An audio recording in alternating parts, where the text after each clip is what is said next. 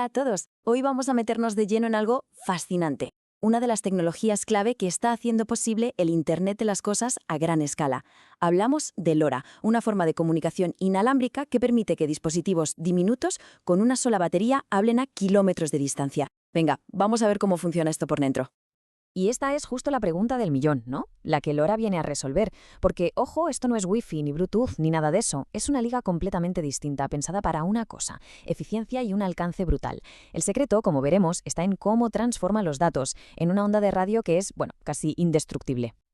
Vale, pues el viaje siempre empieza en el mismo sitio, con datos, los unos y ceros de toda la vida. Pero claro, para que esos bits se lancen al aire y viajen, necesitan, pues, vestirse de onda de radio. Hay que traducirlos a un idioma que la radio entienda. Y a ese primer paso lo llamamos codificación. Y el proceso, la verdad, es bastante metódico. Primero, cogemos todos nuestros datos binarios. Luego, los partimos en trocitos, en bloques. El tamaño de cada bloque no es al azar, ¿eh? Lo decide un parámetro que es clave en todo esto, el famoso Spreading Factor, o SF. La idea es simple: a mayor SF, los bloques son más grandes. Esto hace que la transmisión sea más lenta, sí, pero a cambio se vuelve increíblemente más robusta. Y al final, cada uno de esos bloques se transforma en una sola cosa, un símbolo.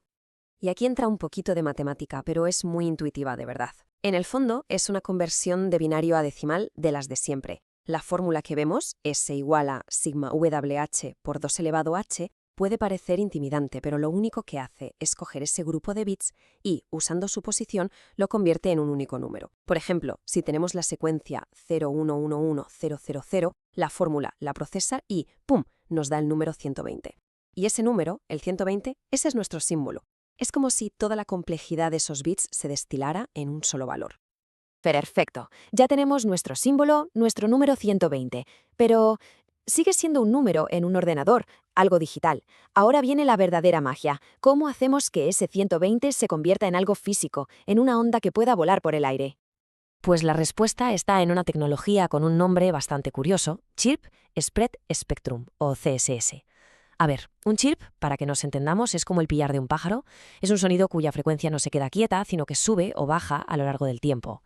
Va barriendo un rango de frecuencias. Y es precisamente eso, ese canto, lo que le da a LoRa su superpoder: una resistencia alucinante a las interferencias y al ruido. Y aquí es donde se une todo. ¿Recordamos el número 120? Pues bien, ese número le dice al chirp de radio exactamente dónde tiene que empezar a cantar. Determina su frecuencia de inicio. Si el símbolo fuera 121, el chirp empezaría en una frecuencia un poquito más alta. Y así es como se codifica la información en la onda. El mensaje está, literalmente, en la nota inicial del canto del pájaro. Es brillante. Claro que, una vez que la señal sale al aire, se enfrenta a la jungla. Un mundo hostil, lleno de ruido, de otras señales, de interferencias. Y la misión casi imposible del receptor es encontrar ese chirp, que a menudo es súper débil, en medio de todo ese caos. Tiene que pescarlo y averiguar cuál era su número de partida. Para lograrlo, el receptor usa un truco muy ingenioso llamado de-chirping. Es como si combatiera el fuego con fuego. Genera un chirp inverso, es decir, si el original subía de frecuencia, este baja. Al multiplicar la señal que llega por este anti-chirp, ¡zas!, el barrido se cancela y toda la energía de la señal se concentra en un único pico, súper nítido. Y lo mejor de todo es que la posición de ese pico en el espectro nos dice, sin lugar a dudas, cuál era la frecuencia de inicio. O sea, nos devuelve nuestro número 120 original.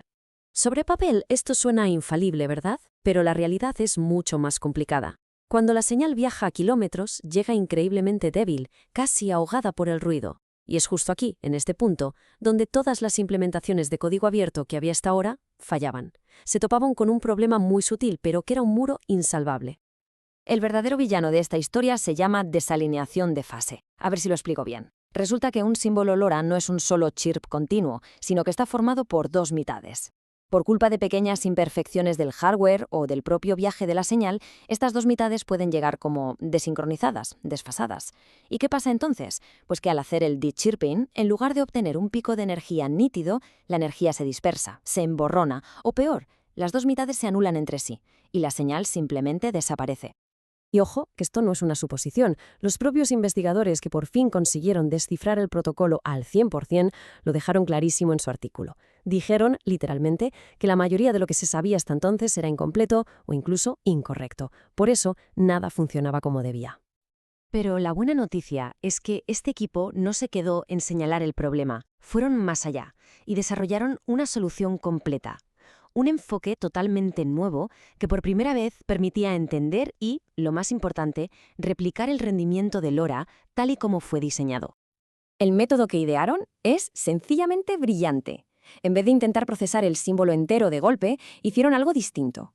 Primero, sobremuestrean la señal. La miran con muchísima más resolución. Al hacer esto, en el dominio de la frecuencia, de repente pueden ver las dos mitades del chirp como dos picos distintos. Ya no es un borrón. Ahora pueden analizar cada mitad por separado sin que el desfase de una afecte a la otra. Y el paso final, el toque maestro, es volver a unirlos pero de forma coherente, corrigiendo ese desfase para reconstruir un único pico de energía perfecto y nítido.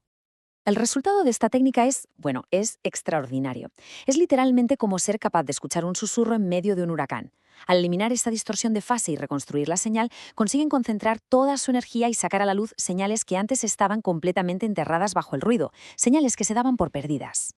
Conseguir recuperar los bits del ruido es una victoria gigantesca, sí. Pero la historia no termina aquí, porque esos bits que hemos rescatado no son el mensaje final.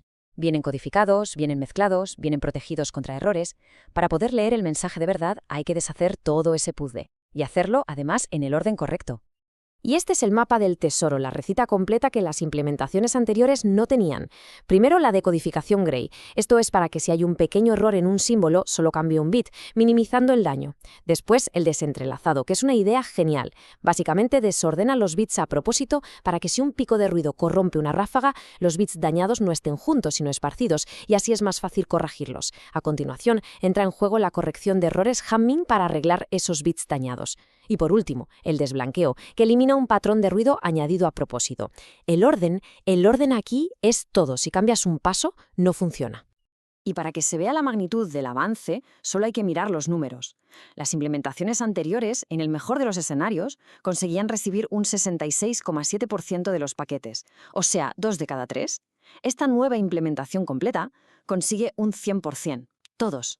Es la diferencia abismal entre algo que más o menos funciona y algo que es totalmente robusto y fiable.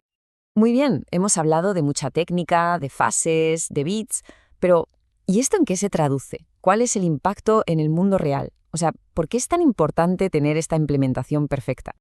Pues se traduce en números como este, menos 142 decibelios. A ver, este número, menos 142 decibelios milivatio, es una locura.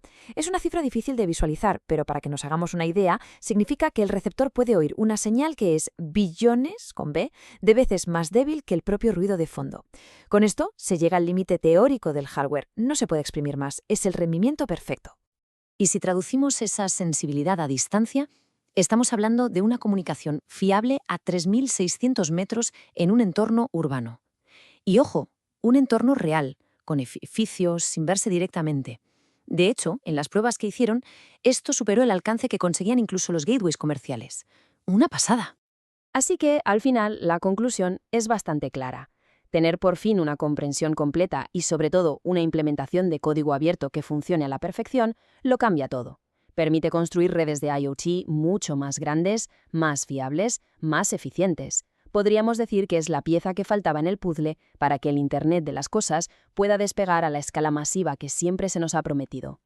Y todo esto nos deja con una pregunta final que es cuanto menos fascinante. El caso de LoRa nos ha demostrado que a veces las señales que damos por perdidas, que creemos que son solo ruido, en realidad están ahí, esperando a que alguien encuentre el algoritmo correcto para escucharlas. La pregunta es, ¿cuántos otros lenguajes secretos, cuántos otros mensajes invisibles se esconden ahora mismo en el ruido que nos rodea, esperando a ser descifrados?